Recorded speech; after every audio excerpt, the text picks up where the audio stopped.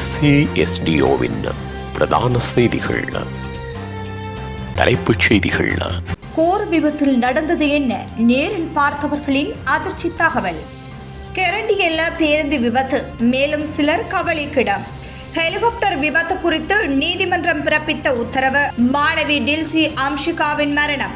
யாழிலிருந்து ஜனாதிபதிக்கு பறந்த அவசர கோரிக்கை கடிதம். பட்டப்பெயர் கூறி அழைத்த மாணவனை தாக்கிய ஆசிரியருக்கு அதிரடி உத்தரவு. வரியை குறைக்க அமெரிக்கா சீனா இணக்கம். தொடர்பன விரிவான செய்திகள். தாயக செய்திகள்.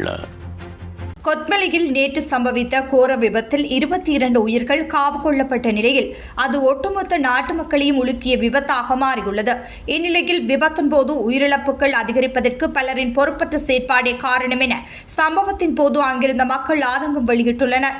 விபத்து தொடர்பில் போலீசார் மற்றும் ஆம்புலன்ஸ் சேவைக்கு உடனடியாக அறிவிக்கப்பட்ட போதும் பல மணி நேரம் கடந்த நிலையிலேயே அவர்கள் சம்பவ இடத்துக்கு வந்ததாக அவர்கள் குறிப்பிட்டுள்ளனர். சமூக வலைதளங்களில் தற்போது அதிகம் பகிரப்படும் காட்சிகள் விபத்து ஏற்பட்டு பலர் பேருந்திலிருந்து அகற்றப்பட்ட பின்னர் கூடிய மக்கள் கூட்டமாகும். இறுதி கட்டத்திலேயே போலீசார் உட்பட பலர் சம்பவ இடத்துக்கு வந்தனர். தகவல் கொடுத்தவுடன் விரைந்து செயற்பட்டிருந்தால் உயிரிழப்புகளை குறைத்திருக்க முடியும். அதிகாலை வேளையில் பேருந்து கவிழ்ந்து வீழ்வதைக் கண்ட சிலர் அபாயக்குரல் எழுப்பிய நிலையில் அந்த பகுதியில் உள்ள மக்கள் மீட்பு பணியில் ஈடுபட்டனர். அந்த பகுதிக்கு இளைஞர்கள் விரைந்து செயற்பட்டு குழந்தைகளை முதலில் காப்பாற்றியுள்ளனர். இதன்போது காயப்பட்ட நபர்களும் ரத்தம் தோய்ந்த நிலையிலும் பலரை மீட்கும் முயற்சியில் ஈடுபட்டனர். குறித்த பேருந்தில் 70க்கும் மேற்பட்டவர்கள் பயணித்ததாக தெரிவிக்கப்படுகின்றது. பலர் முழுமையாக மீட்பு பணி நிறைவடையும் வரை அங்கிருந்து தமது கடமைகளை செய்துள்ளனர். பல இளைஞர்கள் உணவு மற்றும் தண்ணீர் கூட அருந்தவில்லை என அங்கிருந்தவர்கள் தெரிவித்துள்ளனர். சில உடல்கள் சிதறுண்ட நிலையில் அவற்றினை பலர் கைகளால் அள்ளி செல்லும் காட்சிகள் கடும் வேதனையை ஏற்படுத்தியதாகவும் குறிப்பிட்டுள்ளனர். எனினும் இறுதிக்கட்டத்தில் பலர் அங்கு கூடிய நிலையில் பிரபலம் தேடிக்கொள்ளும் வகையில் செயற்பட்டதாகவும் மீட்பு நடவடிக்கையில் ஈடுபட்ட கிராம மக்கள் ஆதங்கம் வெளியிட்டுள்ளனர். விபத்து ஏற்பட்ட பகுதியில் உள்ள வைத்தியசாலைகளில் அடிப்படை வசதிகளை அவசரத்துக்கு பனடோல் கூட அங்கு பெற்றுக்கொள்ள முடியாது. இவ்வாறான நிலையில் உயிருக்கு ஆபத்தானவர்களை எப்படி அங்கு அனுப்புவது என்பது பெரும் நெருக்கடி நிலையாக இருந்ததாகவும் அவர்கள் சுட்டிக்காட்டியுள்ளனர். கொத்மலை, ராம்புட, கெரண்டியல்ல பகுதிகளில் இடம்பெற்ற பேருந்து விபத்தில் காயமடைந்த 40க்கும் மேற்பட்டோர் இன்னும் பல வைத்தியசாலைகளில் சிகிச்சை பெற்று வருகின்றனர். அவர்களில் பலரின் நிலைமை கவலைக்கிடமாக இருப்பதாக வைத்தியசாலை தகவல்கள் தெரிவிக்கின்றன. இதற்கிடையில் காயமடைந்தவர்களின் நலனை விசாரிக்க பிரதமர் கலாநிதி ஹரணி அமரசூரிய நேற்று கம்பளை வைத்தியசாலைக்கு சென்றிருந்தார். கதிர்காமத்திலிருந்து நுவரெலியா வழியாக குருநாகல் நோக்கி பயணித்த இலங்கை போக்குவரத்து சபை பேருந்து ஒன்று நுவரெலியா அம்பல பிரதான வீதியில் உள்ள கொத்மலை, ராம்புட, கெரண்டியல்ல பகுதியில் வீதியை விட்டு விலக்கி பள்ளத்தில் விழுந்ததில் 22 பேர் உயிரிழந்தனர். விபத்தில் காயமடைந்தவர்கள் அருகிலுள்ள வைத்தியசாலைகளில் அனுமதிக்கப்பட்டதுடன் அவர்களில் கொத்மலை பிராந்திய வைத்தியசாலையின் வெளிநோயாளர் பிரிவில் சிகிச்சை பெற்று வந்த அனைத்து நோயாளிகளும் சிகிச்சை பெற்று வீடு திரும்பியதாக வைத்தியசாலை தகவல்கள் தெரிவிக்கின்றன. தற்போது 5 நோயாளிகள் நாவலப்பட்டி வைத்தியசாலையில் சிகிச்சை பெற்று வரும் அதே நேரத்தில் 22 நோயாளிகள் கம்பளி போதனா வைத்தியசாலையில் சிகிச்சை பெற்று வருகின்றனர். தற்போது நுவரெலியா பொது வைத்தியசாலையில் 15 பேர் சிகிச்சை பெற்று வருவதாகவும் அவர்களில் 2 நிலைமை கவலைக்கிடமாக உள்ளதாகவும் தெரிவிக்கப்படுகிறது. கவலைக்கிடமாக உள்ள மேலும் சில நோயாளர்கள் பேராதனை மற்றும் கண்டி வைத்தியசாலைகளிலும் தீவிர சிகிச்சை பெற்று வருவதாக வைத்தியசாலை வட்டாரங்கள் தெரிவித்தன. இதற்கிடையில் விபத்துக்குள்ளான பேருந்துக்கு சொந்தமான கதிர்காமம் டிப்போவின் முகாமையாளர் துசித சமிந்த விபத்து குறித்து தனது கருத்துக்களை வெளியிட்டார். நீண்ட தூர சேவை பேருந்துகள் முறையாக கட்டமைக்கப்பட்டு ஒவ்வொரு நாளும் ஆய்வு செய்யப்பட்ட பின்னரே இயக்கப்படுகின்றன. மேலும் இந்த பயணத்துக்கு மிகவும் அனுபவம் வாய்ந்த சாரதி ஒருவரை நியமிக்கப்பட்டிருந்தார். அவர் மாலை 4 மணிக்கு சரியான நேரத்தில் வேலைக்கு வந்து இரவு 10 மணிக்கு வேலையை தொடங்குவார். பகலில் வேலை இல்லை என்றார்.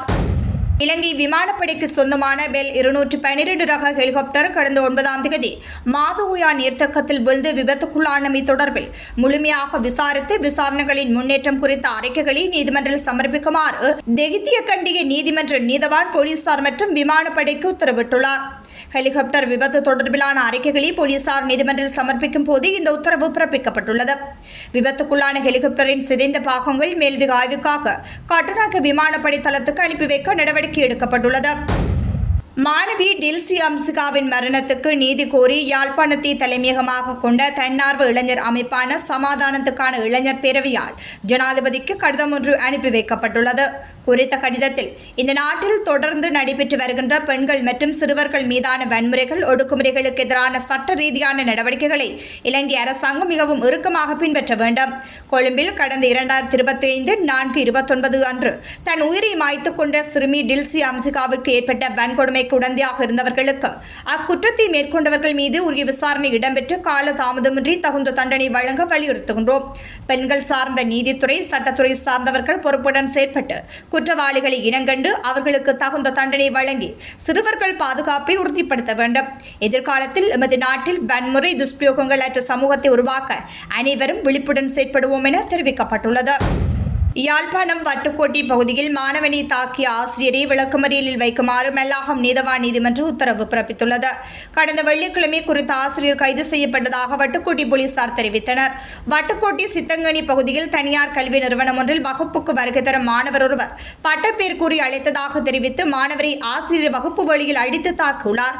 இந்நிலையில் மாணவனின் பெற்றோர் வட்டுக்கோட்டை போலீஸ் நிலையத்தில் செய்த முறைப்பாட்டுக்கமைய ஆசிரியர் கைது செய்யப்பட்டு மெல்லாகம் நீதவான் நீதிமன்றில் முற்படுத்தப்பட்டார்.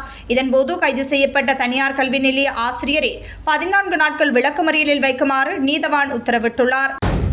உலகச் செய்திகள். அமெரிக்காவும் சீனாவும் பரஸ்பர வரி குறைப்பு ஒப்பந்தத்துக்கு இணக்கம் வெளியிட்டுள்ளன. அமெரிக்காவும் சீனாவும் 90 நாட்களுக்கு வர்த்தக வரிகளை குறைப்பதற்கான உடன்பாட்டை எட்டியுள்ளதாக அமெரிக்க துறை செய்தி செயலாளர் ஸ்காட் பெஷன் அறிவித்துள்ளார். மேலும் இரு தரப்பினரும் தங்கள் தீர்வை வரிகளை 115% குறைக்க முடிவு செய்துள்ளதாக அவர் கூறியதாக வெளிநாட்டு ஊடகங்கள் செய்தி வெளியிட்டுள்ளன. அமெரிக்க ஜனாதிபதி ட்ரம்ப் அறிவித்த பரஸ்பர வரி விதிப்பை எதிர்த்து சீனா கடுமையான நிலைப்பாட்டை வெளிப்படுத்தியது. இரு உலக வல்லரசுகளும் ஒருவருக்கொருவர் வரிகளை உயர்த்தினர்.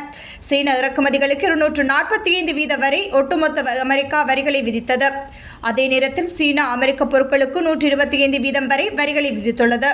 மேலும் அரிய வகை கனிமங்கள் உள்ளிட்ட ஏற்றுமதிகளை சீனா நிறுத்தியது. இதனால் இருதரப்பிலும் ஏற்பட்ட பொருளாதார பாதிப்புகளால் அமெரிக்கா சீனா பேச்சுவார்த்தை நடத்த இறங்கியது. அதன்படி கடந்த 2 நாட்கள் சுவிட்சர்லாந்தில் கலந்துரையாடல் இடம்பெற்றது. இதற்கமையவே வரி குறைப்புக்கு 2 நாடுகளும் இணக்கம் வெளியிட்டுள்ளன. மீண்டும் தலைப்புச் செய்திகள். கோர் விபத்தில் நடந்தது என்ன? நேரில் பார்த்தவர்களின் அதிர்ச்சி தகவல். கெரண்டியல்ல பேருந்து விபத்து, மேலும் சிலர் கவலைக்கிடம். ஹெலிகாப்டர் விபத்து குறித்து நீதிமன்றம் பிறப்பித்த உத்தரவு. மாணவி டில்சி அம்ஷிகாவின் மரணம். யாழிலிருந்து ஜனாதிபதிக்கு பறந்த அவசர கோரிக்கை கடிதம். பட்டப்பெயர் கூறி அழைத்த மாணவனை தாக்கிய ஆசிரியருக்கு அதிரடி உத்தரவு. வரியை குறைக்க அமெரிக்கா சீனா இணக்கம். தொடர்பன விரிவான செய்திகள்.